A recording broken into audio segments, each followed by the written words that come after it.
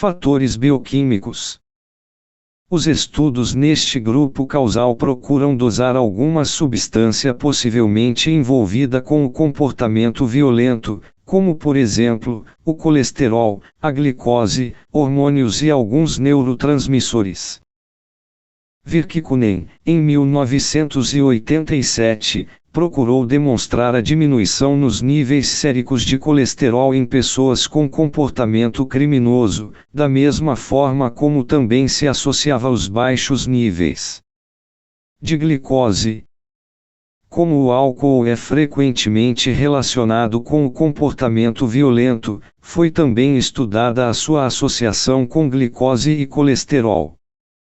Fisiologicamente se demonstra que, de fato, o álcool diminui o açúcar na corrente sanguínea por inibição da produção de glucose hepática.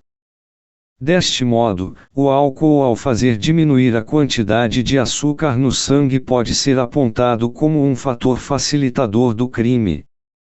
Quanto ao colesterol, a situação é mais curiosa ainda.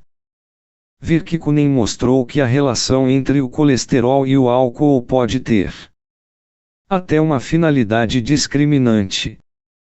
Ele conseguiu isolar dois grupos de pessoas envolvidas com o alcoolismo, um grupo representado por pessoas que ficam agressivas quando bebem e outro, por pessoas que bebem mas não ficam agressivos.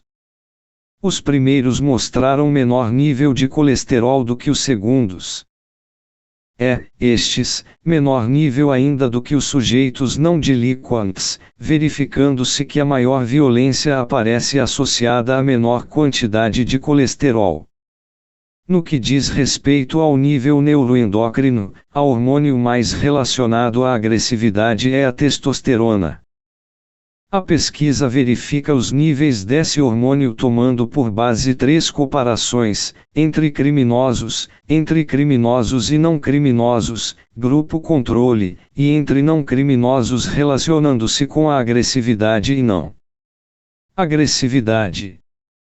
Nas investigações entre pessoas não criminosas os resultados são muito variáveis e até contraditórios, concluindo-se por vezes que não há correlações entre testosterona e potencial para agressividade. Rubin, 1987.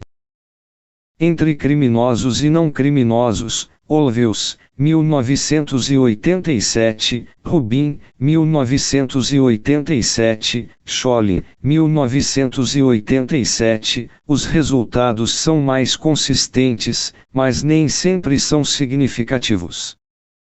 Alguns desses resultados mostram criminosos apresentando maior nível de testosterona do que os não criminosos.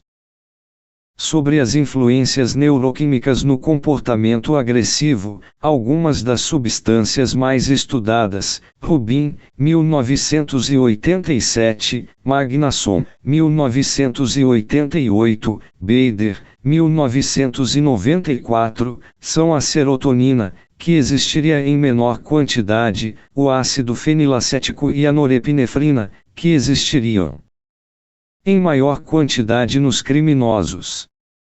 Esses estudos procuram estabelecer uma correlação entre alterações bioquímicas capazes de desencadear comportamentos criminosos, bem como as associações entre tais alterações, ingestão de álcool e criminalidade.